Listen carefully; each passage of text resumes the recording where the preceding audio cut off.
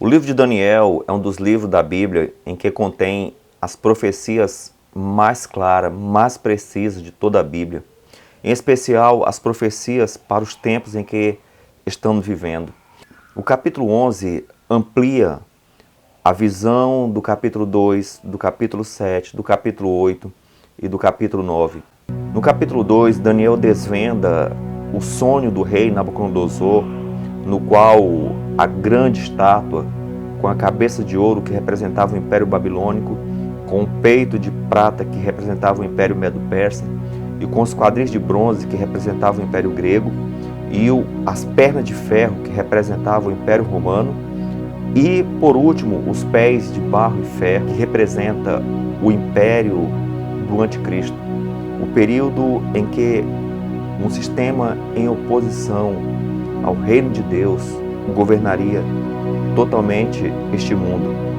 Barro simboliza o barro do oleiro, é algo que imita a religião verdadeira de Deus, e já o ferro simboliza o Império Romano, uma união da religião cristã com o Estado romano, deu início ao reinado do Anticristo, que continua até os dias de hoje.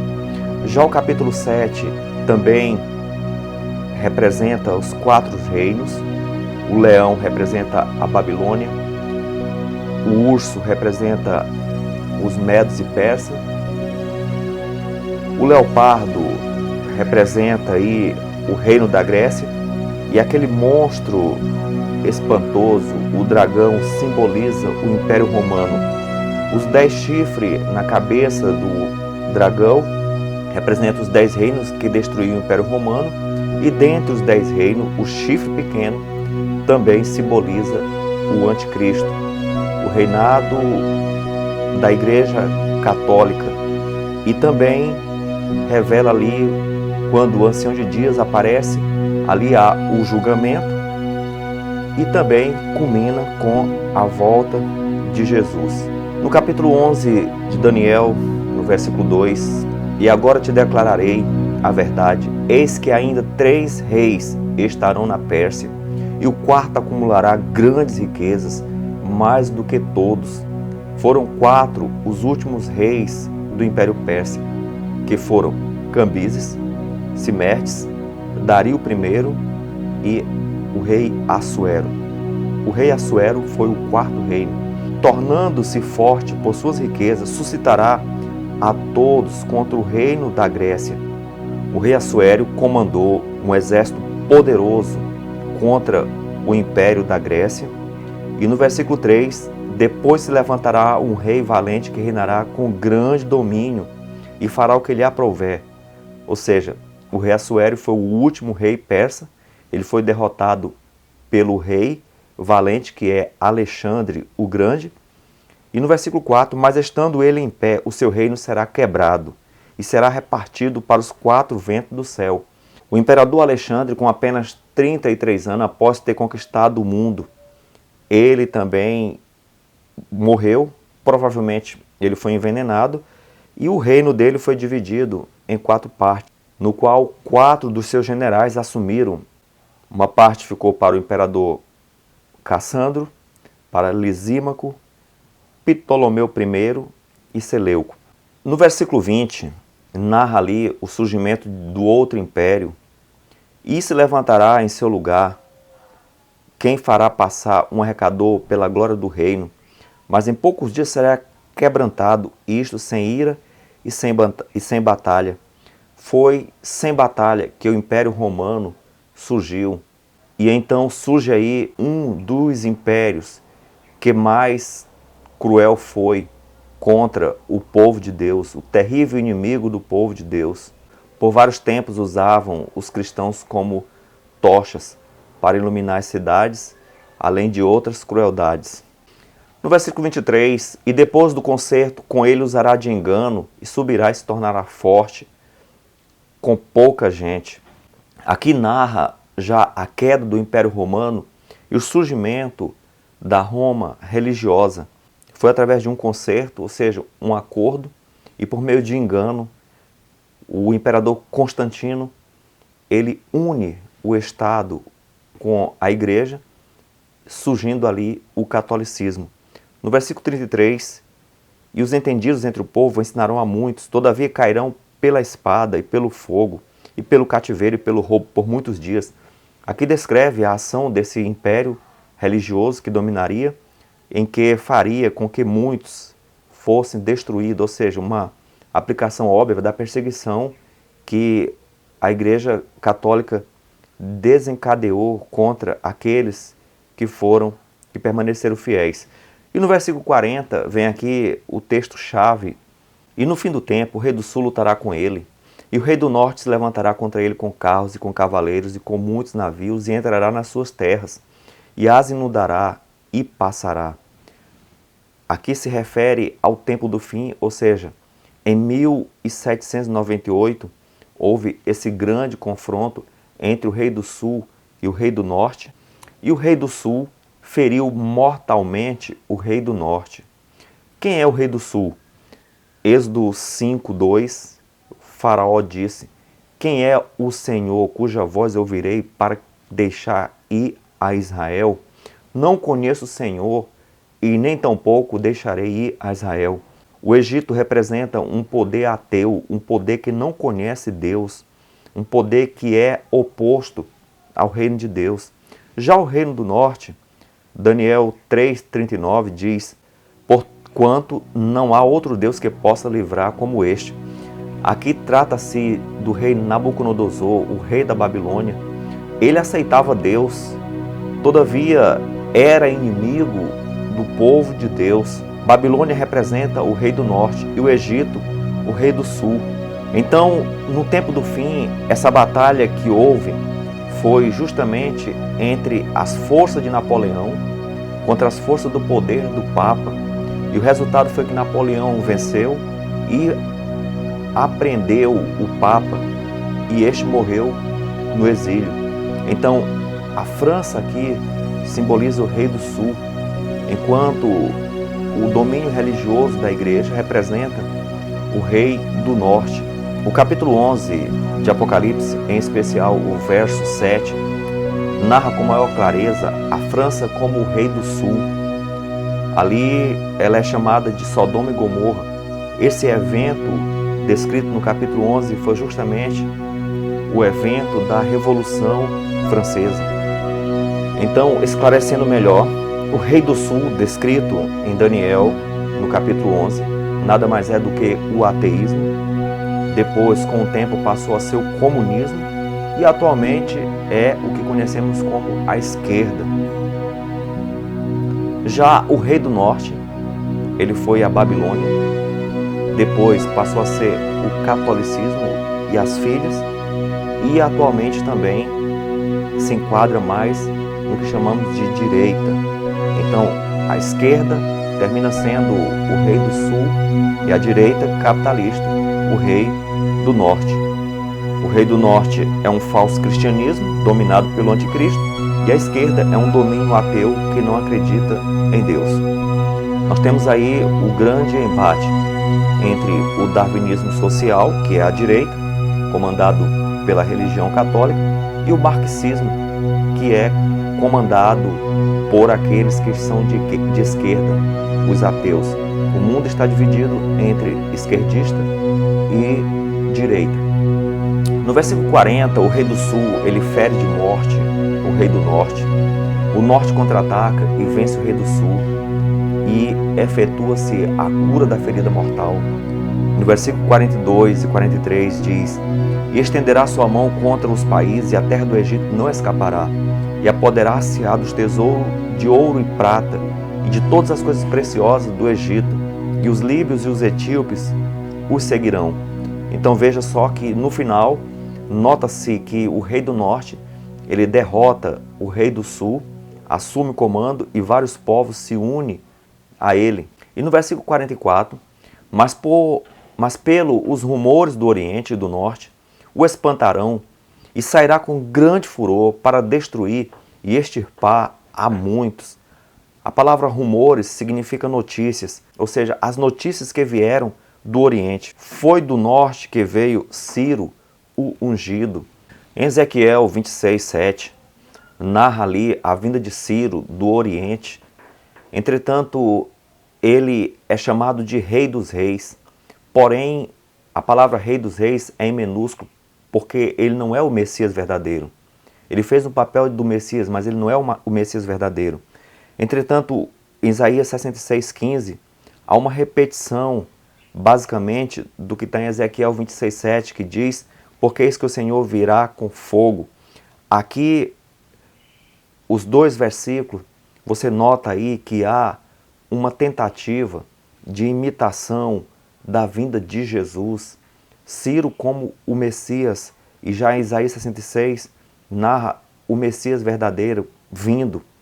Porém, Daniel 11:44 está mais alinhado com 2 Tessalonicenses 2:4, onde diz que ninguém de maneira alguma vos engane, porque não será assim sem que antes venha a apostasia e se manifeste o homem do pecado, o filho da perdição, o qual se levanta contra tudo o que se chama Deus ou se adora, de sorte que se assentará como Deus no templo de Deus, querendo parecer Deus.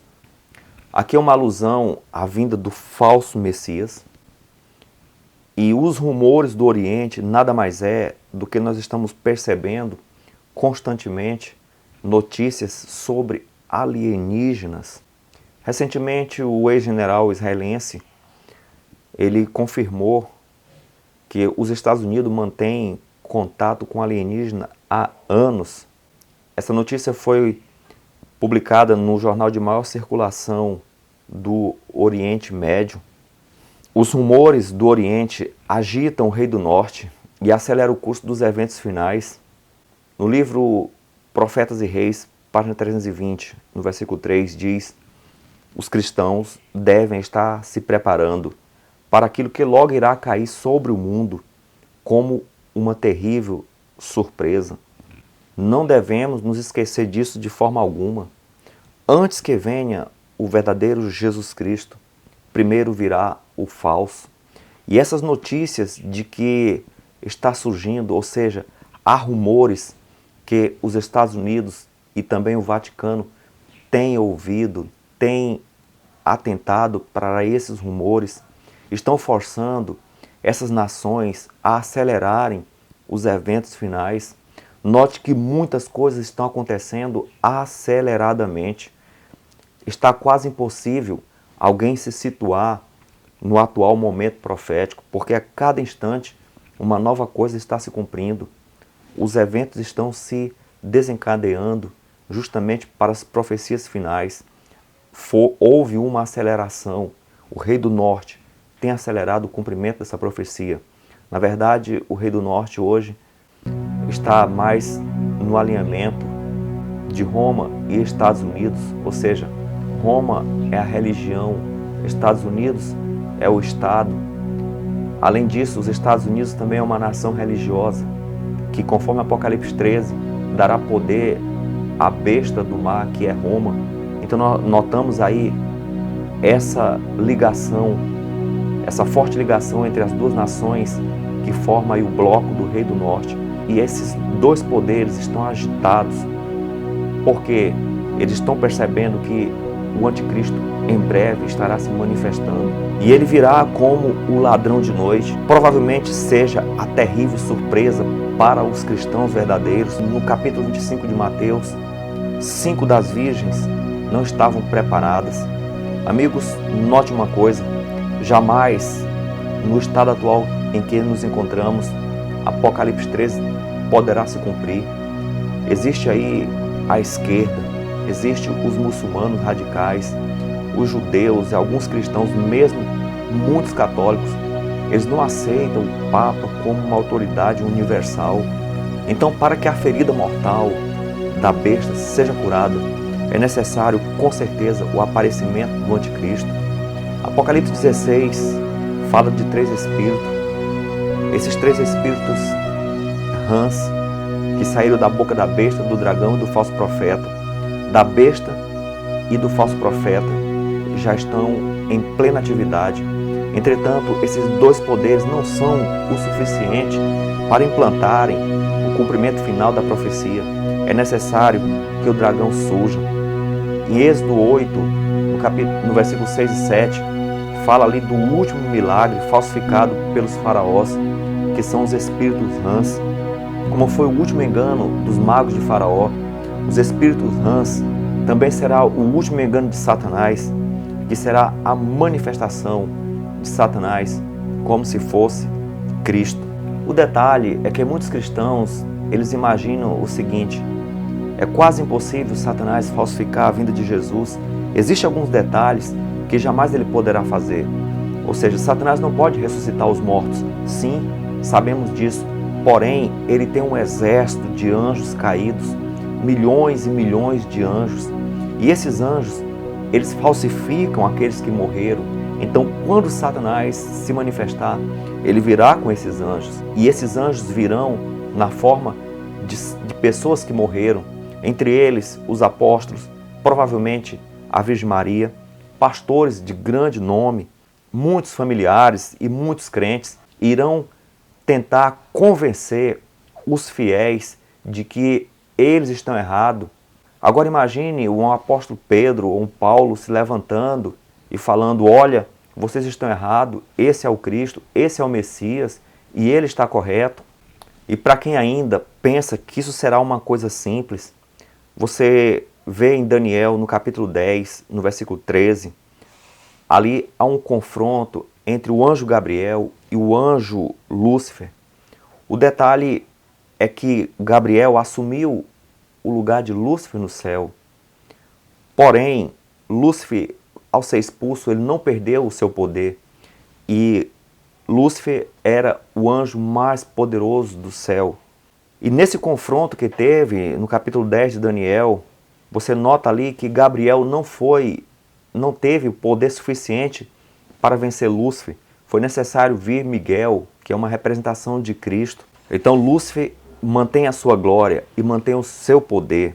E ele vai vir nessa glória, ele vai vir como anjo de luz. Já em Apocalipse 19, 10 e 22, de 8 a 9, você vê ali o apóstolo João. O apóstolo João, um homem de Deus, um homem que amava Cristo, um homem íntimo de Jesus. Note que quando Gabriel aparece para ele nesses versículos, ele cai para adorá-lo. E ele repete isso por 2 vezes.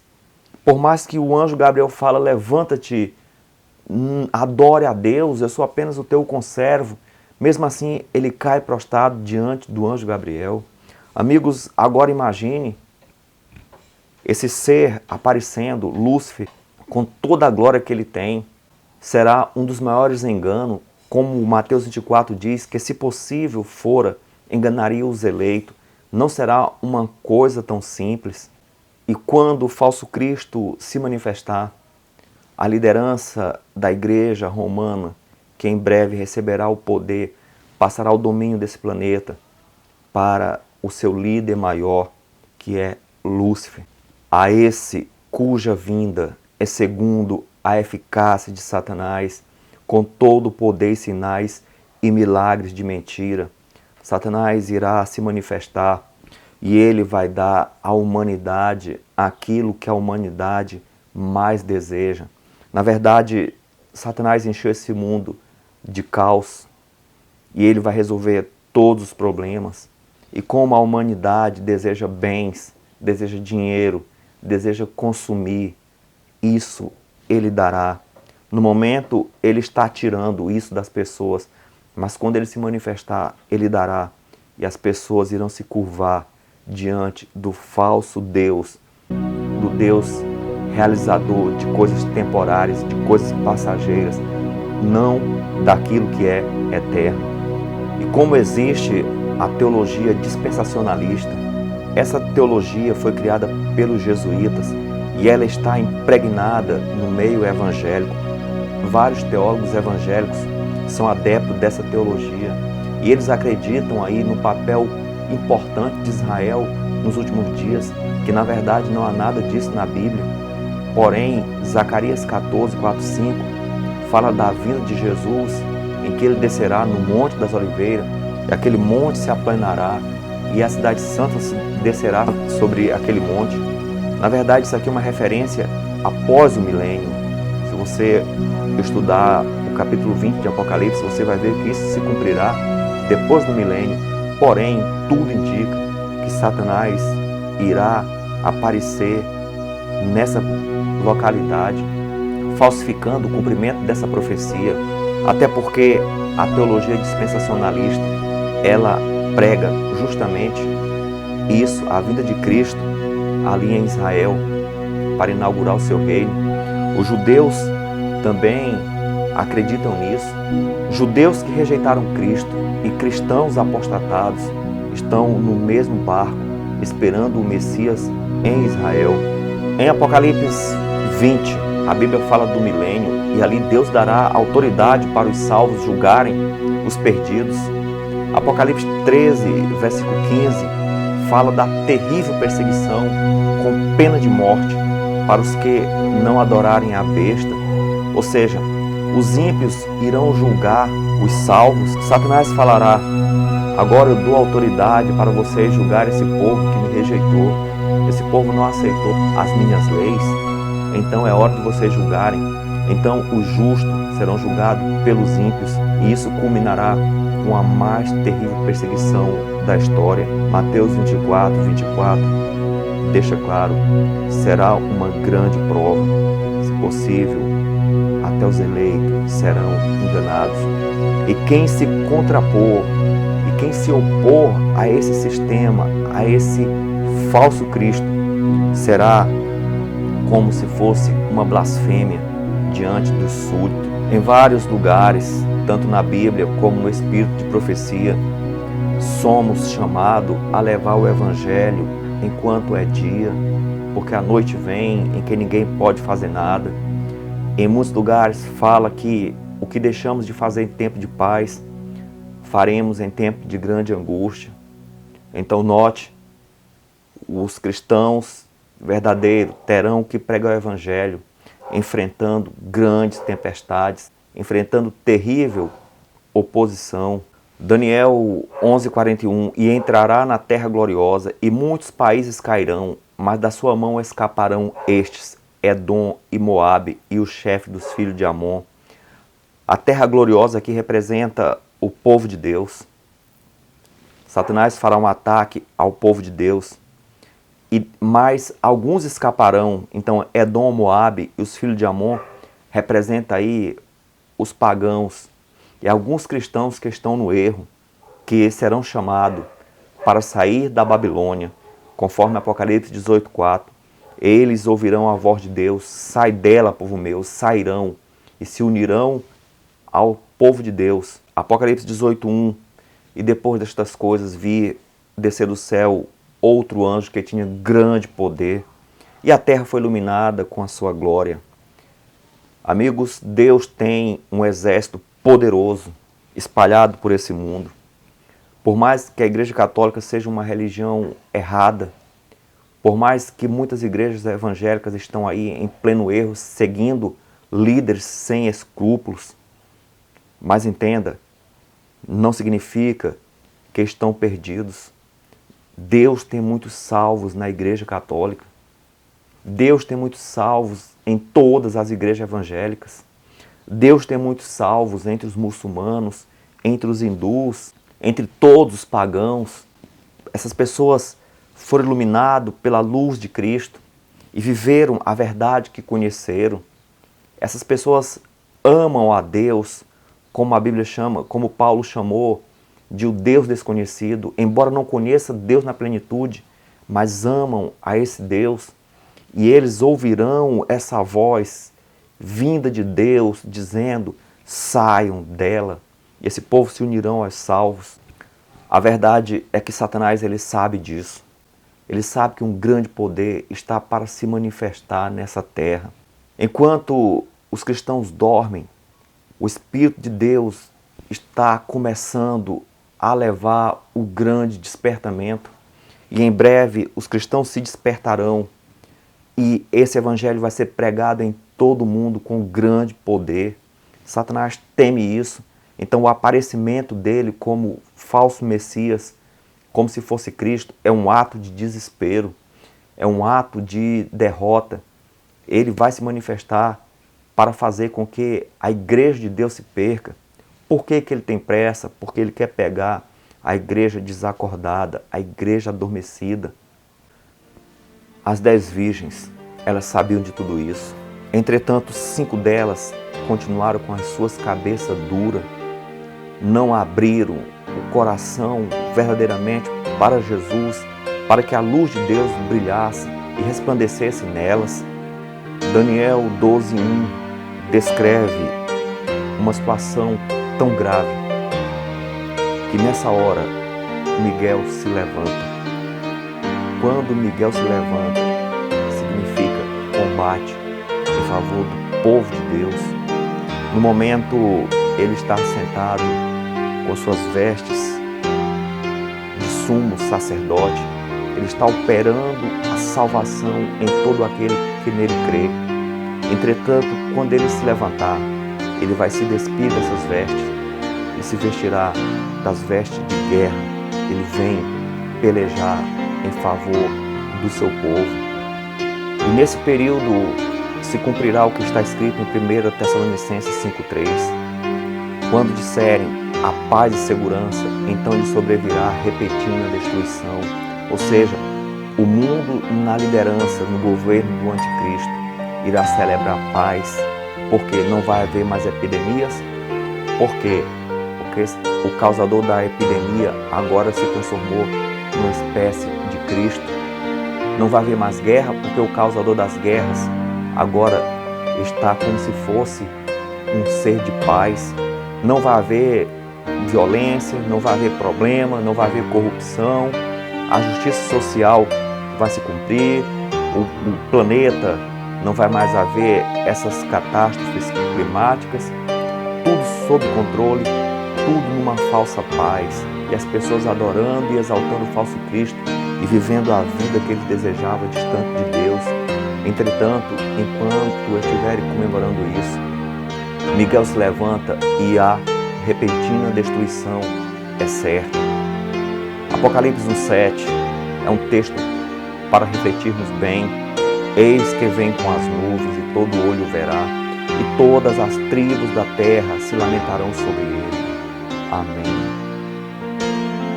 A pergunta é, por que vão se lamentar diante de Deus, diante do Cordeiro?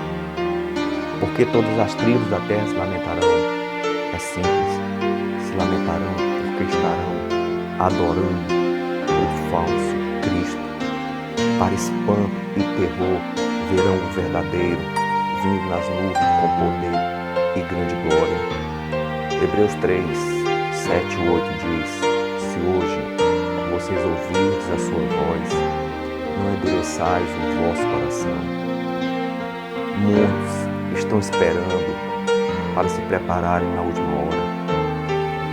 Não se esqueça que será a maior batalha espiritual já travada nesse planeta. Não se prepara para uma batalha na última hora. A hora é hoje.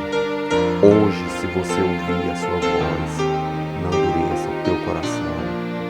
É hora de uma entrega total. Entregue-se totalmente nos braços desse Deus. Abandone tudo aquilo que se opõe ao seu reino e se una a Cristo totalmente. Se entregue a Ele. Vamos ouvir uma música e, ao ouvi-la, entregue totalmente seu coração a Deus.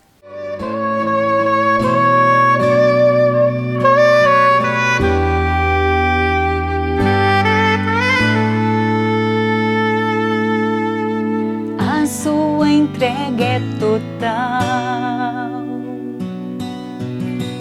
Você não pode mais adiar. Jesus chegou ao seu coração, chamou por seu nome e você atendeu.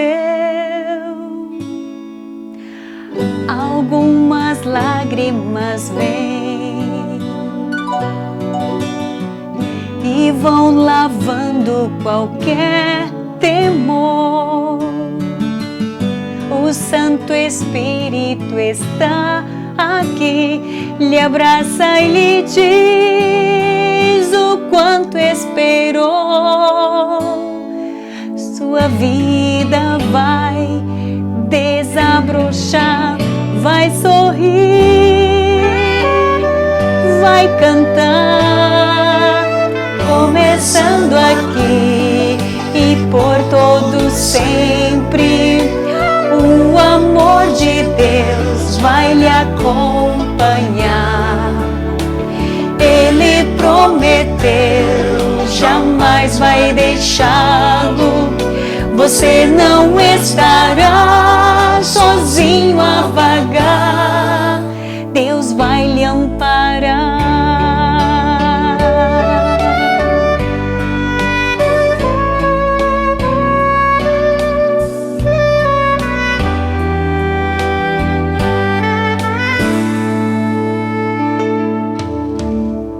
Se o amanhã lhe trouxer temores, dúvidas e pesar, Jesus ao seu lado vai estar para completar o que começou. Sua vida vai desabrochar, vai sorrir, vai cantar, começando aqui e por todo sempre. O amor de Deus vai lhe acompanhar. Ele prometeu, jamais vai deixá-lo. Você não estará sozinho a vagar. Começando aqui e por todo sempre. O amor de Deus vai lhe acompanhar. Ele prometeu, jamais vai deixá-lo. Você não estará sozinho a vagar. Deus vai lhe amparar.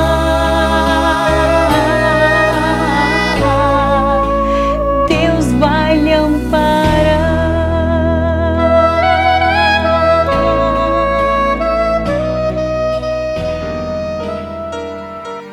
Oremos. Ó Senhor, as forças do mal, elas se arregimentam, se fortalecem, se robustecem para pelejar contra o teu povo.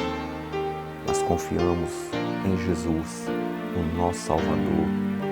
Todo aquele que vai até Ele, ó Deus, não será lançado fora. Então, aceite o coração de todos nós nesse momento. Nos desperta e nos prepare para esses grandes eventos que estão diante de nós, para que sejamos vitoriosos, seguindo o Cordeiro de Deus por onde quer que Ele vá, em nome de Jesus. Amém.